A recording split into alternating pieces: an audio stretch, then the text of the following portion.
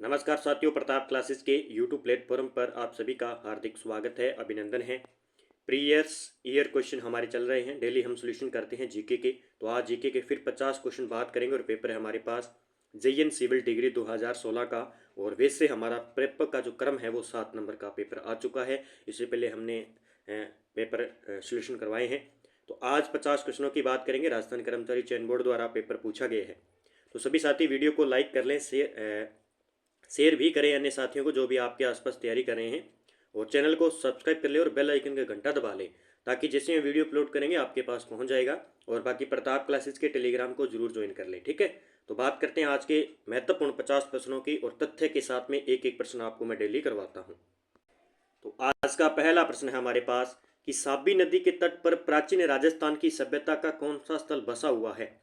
साबी नदी पर है, बात करें तो जोधपुरा सभ्यता। साबी नदी पर है जोधपुरा, और ये जोधपुरा सभ्यता कहाँ पे है, जयपुर के अंदर है, न कि जोधपुर के अंदर ही। याद रखना है, जोधपुरा सभ्यता है जयपुर के अंदर और साबी नदी के तट पर है। लेकिन आरबीएससी ने इस प्रश्न को डिलीट किया गया है। क्यों डिलीट किया गया है, इसका जवाब आपको कमेंट बॉक्स में देना है। उसके बाद में मैं अन्य आपको कुछ सभ्यताएं बताता हूँ, वो देखिए। जैसे गिलुंड सभ्यता है, ये है अपने जो जिला है राजसमंद, तिलक के आकार का जिला राजसमंद, वहां पे है हमारी सभ्यता गिलुंड सभ्यता। याद रखना है। और किस नदी पर, बनास नदी पर, क्योंकि इस प्रकार के प्रश्न पूछे जाते हैं। फिर नगरी कहते हैं अपने चित्तौड़गढ़ को, और नगर कहाँ पे वो बताना है आपको। नगरी कहते हैं चित्तौड़गढ़ को, और नगर कहाँ पे है वो जिला बताना है आपको। जोधपुरा सभ्यता जयपुर। फिर है बरौर सभ्यता, बहुत ही महत्वपूर्ण है। बरौर सभ्यता है अपने अनूपगढ़ में। कहाँ पे है, अनूपगढ़ के अंदर है, जो कि अभी जिला हटा दिया गया है, और ये घग्गर नदी के ऊपर स्थित है। एक सभ्यता पूछी जाती है बागोर, बार बार पूछी जाती है। बागोर सभ्यता है भीलवाड़ा के अंदर। बागोर सभ्यता है भीलवाड़ा के अंदर है। और ये नदी कौन सी है, कोठारी नदी है, जो कि जिस नदी पर क्या बना हुआ है, मेजा बांध बना हुआ है। बार बार प्रश्न आता ही आता है कि मेजा बांध कोठारी नदी पर है। ये बागोर सभ्यता कोठारी नदी पर है भीलवाड़ा के अंदर। फिर आपसे पूछा जाता है, एक है बालाथल, बहुत बार प्रश्न आता है, बार बार आता है। बालाथल है उदयपुर में, उदयपुर के अंदर है, और किस नदी पर है, बेड़च नदी पर। बालाथल उदयपुर बेड़च नदी पर। फिर एक गणेश्वर सभ्यता, तो याद ही होगा आपको, गणेश्वर सभ्यता पाई जाती है सीकर के अंदर। और हम बात करें तो कांतली नदी पर, किस पर, कांतली नदी के ऊपर। एक आ जाती है सोंथी सभ्यता, ठीक है। सोंथी सभ्यता है बीकानेर में। कहाँ पे है, बीकानेर के अंदर है सोंथी सभ्यता। इसका एक उपनाम है, वो आपको कमेंट बॉक्स में बताना है कि सोंथी सभ्यता को किस उपनाम से जाना जाता है, जो कि बार बार एग्जाम में प्रश्न पूछा जाता है। ये थोड़ी सी मेरी डिटेल थी। अब हम बात करते हैं, किस इतिहासकार ने चौहानों को ब्राह्मण वंश से उत्पन्न माना है। कि किस इतिहासकार ने कहा कि जो चौहानों की उत्पत्ति है वो ब्राह्मण वंश से मानी जाती है, तो डॉक्टर भंडारकर हैं। इन्होंने कहा कि जो इतिहासकार है चौहान शासक, वो ब्राह्मण से उत्पन्न है, यानी ब्राह्मण की जो है जाति के है वो। तो और भी है, जैसे मान लीजिए डॉक्टर भंडारकर हैं, डॉक्टर दशरथ शर्मा है, और गोपीनाथ शर्मा भी क्या मानते हैं, चौहानों को ब्राह्मण वंशीय मानते हैं। अब बात आ गई अग्निकुंड से। आपसे पूछा जाए कि चौहानों को अग्निकुंड से उत्पन्न कौन मानते हैं, तो ग्रंथ है, जैसे मान लीजिए एक पृथ्वीराज रासो ग्रंथ है, सूर्यमल मिश्रण ग्रंथ है, वो क्या मानते हैं, इनकी उत्पत्ति अग्निकुंड से मानते हैं। फिर सूर्यवंशी कौन मानते हैं, सूर्यवंशी, यानी चौहानों को क्या मानते हैं कि वो सूर्यवंशी थे। जैसे पृथ्वीराज विजय ग्रंथ भी कहता है, हमीर महाकाव्य के अंदर इसकी जो उल्लेख की जानकारी मिलती है। हीराचंद ओझा जी भी कहते हैं कि चौहान वंश सूर्यवंशी थे, और कान्नड़ देव प्रबंध में भी इसकी जानकारी सूर्यवंशी मानी जाती है। अगला प्रश्न है कि कवि वृष की उपाधि किस राजा को दी गई थी। ये प्रश्न नया है, तो ये दी गई थी मूंज को। ये मूंज कौन थे, ये परमार वंश था, जो परमार वंश था उसके क्या थे, ये शासक थे। बस इतना याद रखना है, इन्हें कवि वृष की उपाधि दी गई थी। अगला प्रश्न, चित्तौड़ का तीसरा साका कब हुआ। चित्तौड़ का तीसरा साका कब हुआ, बड़ा अच्छा प्रश्न है। तो तीसरा साका 1567-68। देखिए इसमें यह भी प्रश्न डिलीट किया गया है, क्योंकि इसमें 1568 भी दे दिया और 1567, लेकिन इसका आंसर क्या है, 1568 और 67। अगर दोनों में एक होता तो एक आंसर सही हो जाता। तो ये प्रश्न वजह से 68 और दोनों हो सकते हैं, 1568 और 67 दोनों होंगे। अगर एक दिया होता तो हमारा 67 कर सकते या 68 कर सकते थे। अब हम बात करते हैं प्रमुख शाखों की।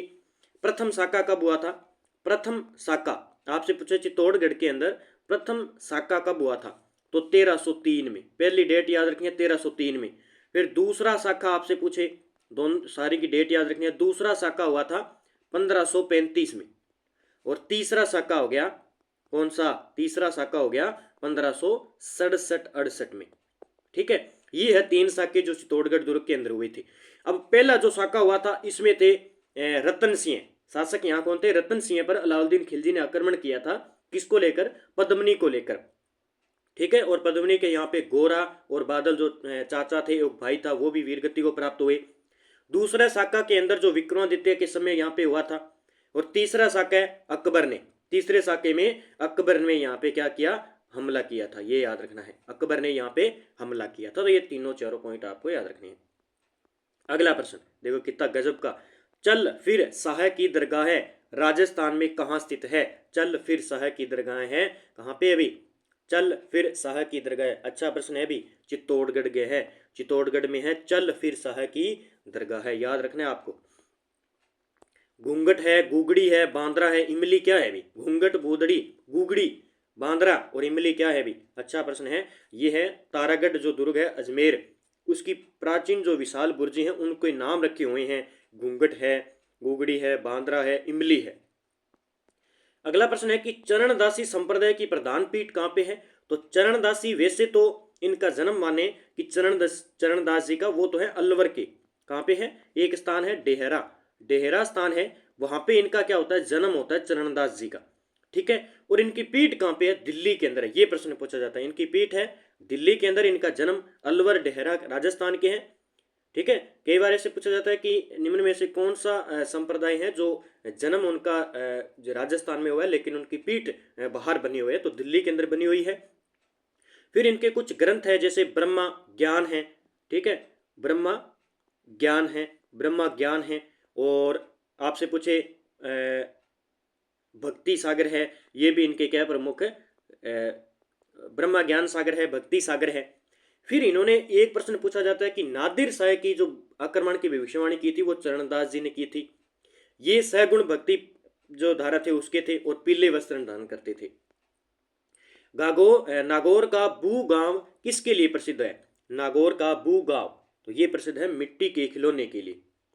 अगला प्रश्न क्या है, अगला प्रश्न है कि नहीं जानते कि इतना बड़ा मुद्रित ग्रंथ भारत की क्या जगत की किसी भाषा में है या नहीं, उपयुक्त कथन किस ग्रंथ के बारे में है, ये है ग्रंथ है कौन सा भाई, ये ग्रंथ है राग कल्पद्रुम।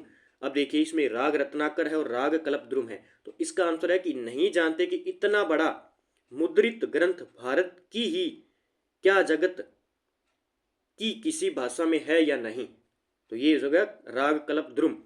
अब दोनों दोनों ग्रंथ किसके हैं, एक तो राग रत्नाकर है, एक है राग कल्पद्रुम, ये दोनों ग्रंथ है कृष्णानंद व्यास जी का, याद कर लेना, दोनों कृष्णानंद व्यास जी का जो है ये ग्रंथ है, राग रत्नाकर है और राग कल्पद्रुम है। आपसे पूछे वंश भास्कर, बहुत बार प्रश्न पूछा जाता है, वंश भास्कर किसका है, सूर्यमल मिश्रण का।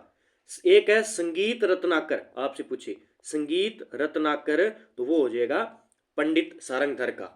सीधा रत्नाकर पूछे, राग रत्नाकर पूछे तो कृष्णानंद व्यास का है, वहीं संगीत लग जाए तो पंडित सारंगधर जी का है। फिर अगला देखिए, पोत है, हांकर है, सरी है, आभूषण कहाँ पहना जाता है। अब देखो कितने गजब के प्रश्न और ऐसे निकाले हैं तो हमें पता ही नहीं चल रहा है कि इसका आंसर करें तो करें क्या। पोत, हांकर और सरी नामक जो आभूषण है वो कहाँ पहने जाते हैं भी, तो ये पहने जाते हैं अपने गले के आभूषण हैं, किसके है भी, गले के आभूषण हैं।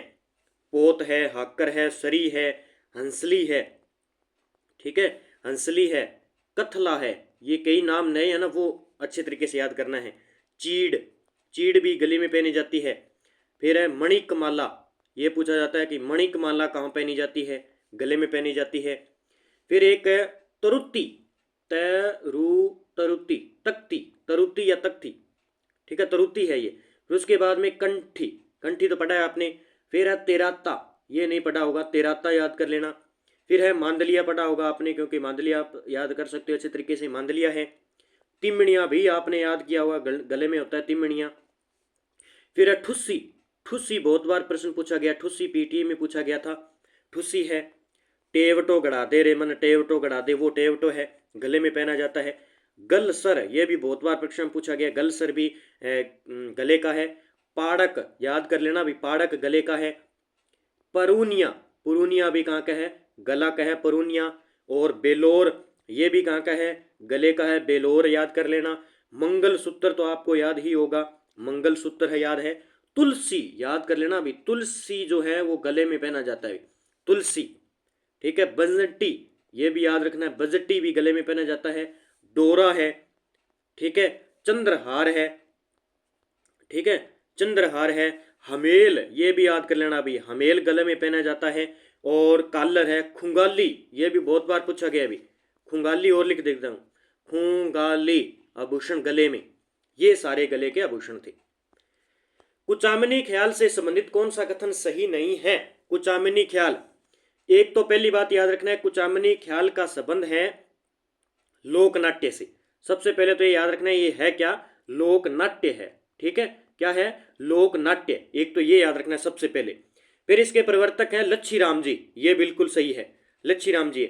इनमें पुरुष पात्र ही स्त्री चरित्र का अभिनय करते हैं, ठीक है, एक तो ये है। और उसके बाद में इसके कलाकार चेतराम हमीद बेग, ये गलत हो जाएगा। इसमें नर्तक ही गाने गाते हैं, ये याद रखना। तो इसमें जो पॉइंट ये हमारे लिए कि पुरुष पात्र ही स्त्री चरित्र का अभिनय करते हैं यहाँ पे, ठीक है। और प्रवर्तक है लच्छी राम जी। तो इसका आंसर जो गलत हो जाएगा वो होगा, इसमें कलाकार ये नहीं है। कलाकार है इसमें लच्छी राम जी, एक लच्छी राम जी है। और एक और बता देता हूं आपको, वो है बंसीलाल जी। बंसीलाल जी भी क्या है, कुचामनी ख्याल से संबंधित है कलाकार। और इसमें जो कुचामनी ख्याल की जाती है तो उसमें जो वाद्य यंत्र बजाए जाते हैं, एक तो ढोल, ठीक है, और सहनाई, और एक सारगी, ये बजाई जाती है, ठीक है। तो ये थोड़ा सा आपको याद रखना है, वाद्य यंत्र है, ठीक है। और इसमें जो मुख्य जो ख्याल की जाती है वो कौन सी की जाती है, जैसे चांद, चांद नीलगिरी, ठीक है, याद रखना है, प्रमुख ख्यालें हैं ये। चांद, चांद नीलगिरी का, राव रिडमल का, ठीक है, ये कुछ ख्यालें बताई जाती है। उसके बाद मीरा मंगल पूछा जाता है, मीरा मंगल भी है। और गोगा चौहान, ये क्या होती है, इसकी प्रमुख है ख्यालें हैं ये। और प्रवर्तक पूछे तो लच्छी राम जी और बंसीलाल जी है। और यहाँ पे पुरुष पात्र ही जो है स्त्री का जो है अभिनय करते हैं, तो ये थोड़ा सा आपको याद रखना है। त्रिपुरा सुंदरी माता का मंदिर कहाँ पे, बांसवाड़ा में है। त्रिपुरा सुंदरी का माता का मंदिर है बांसवाड़ा, और स्थान है तलवाड़ा, कई बार स्थान तलवाड़ा भी दे देता है। अब ये जो त्रिपुरी सुंदरी माता का मंदिर है, ये है सिंह पर सवार भगवती की 18 भुजा की मंदिर है ये, ठीक है, 18 भुजाओं की देवी है, मूर्ति है। आपसे पूछे छींच माता, छींच माता का मंदिर कहाँ पे है, बांसवाड़ा में है। एक है गोटिया अम्बा मेला, गोटिया अम्बा मंदिर, ये कहाँ पे है, बांसवाड़ा में है। एक आप पूछे मंडलेश्वर शिव मंदिर, मंडलेश्वर शिव मंदिर कहाँ पे है, बांसवाड़ा में है। अर्थुणा मंदिर बांसवाड़ा में है। और लकुलिस मंदिर बांसवाड़ा में है। ये थोड़े से मैंने आपको मंदिर बताए हैं एक्स्ट्रा बांसवाड़ा के, जो बार बार परीक्षा में पूछे जाते हैं।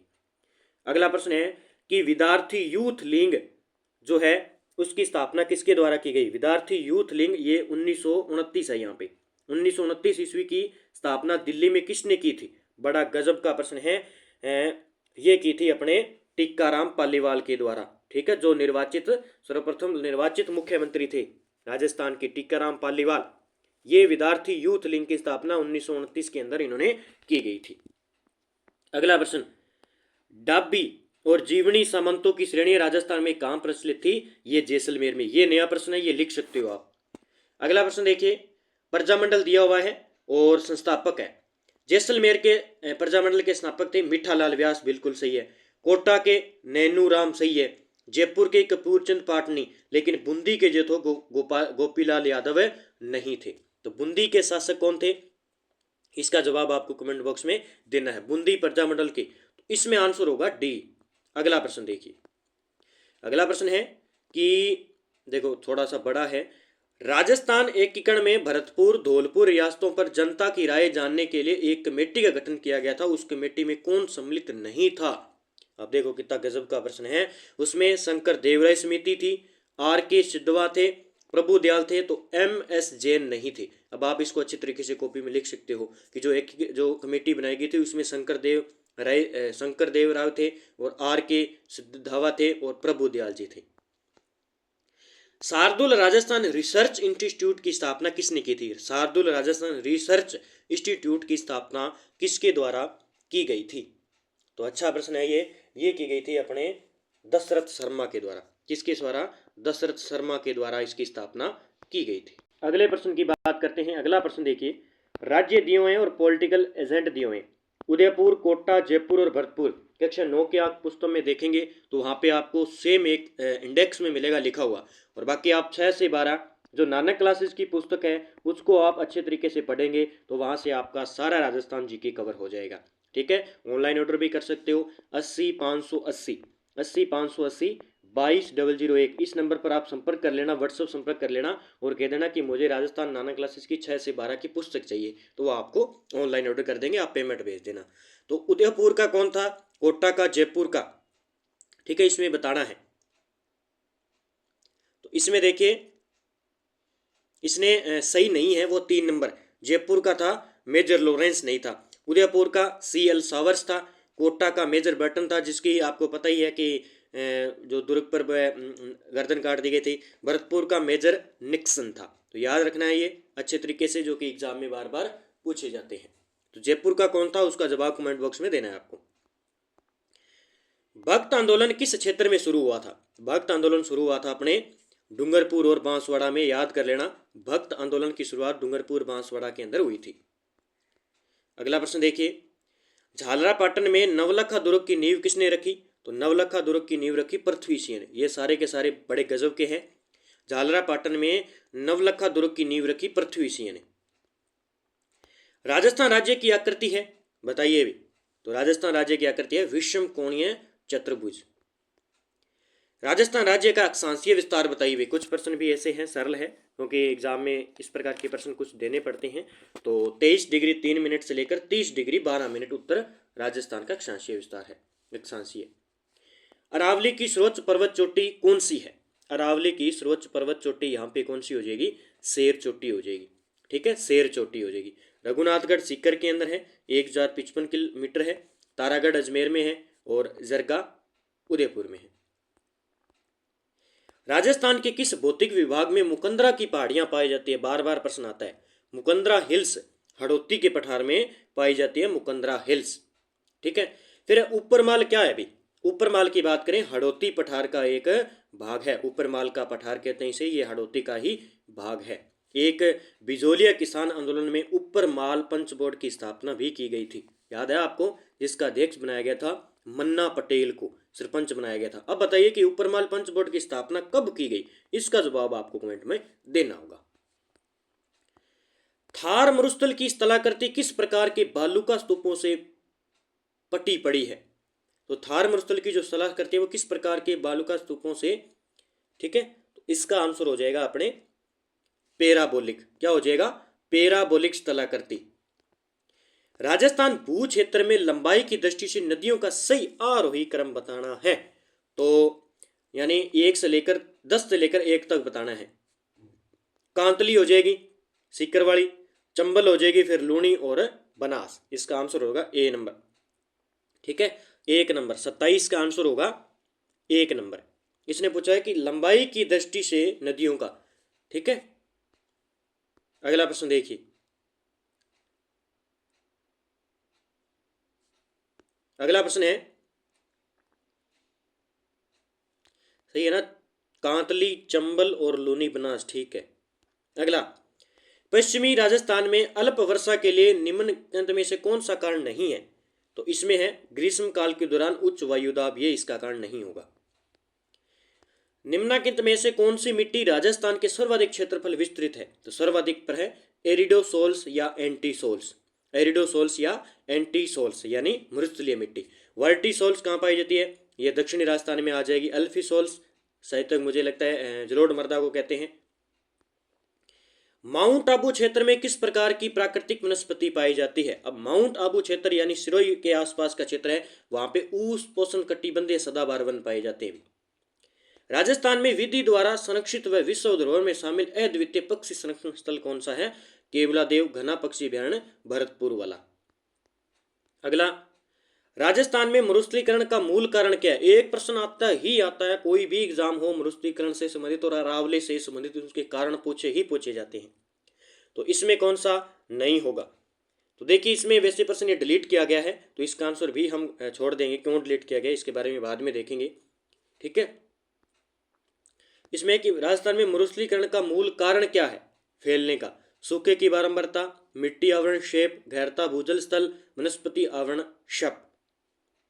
तो इसमें बताइए कौन सा हो सकता है? राजस्थान के सर्वाधिक कृषि क्षेत्र 2013-14 में बोई जाने वाली फसलें, ठीक है, सर्वाधिक कृषि क्षेत्र में बोई जाने वाली थी अनाज। ये करंट के हैं, हम इसको नहीं पढ़ेंगे। अब देखिए निम्नलिखित में से कौन सी सिंचाई परियोजना राजस्थान पंजाब हरियाणा राज्यों की संयुक्त परियोजना है? तो हो जाएगी व्यास परियोजना। कौन सी? व्यास परियोजना।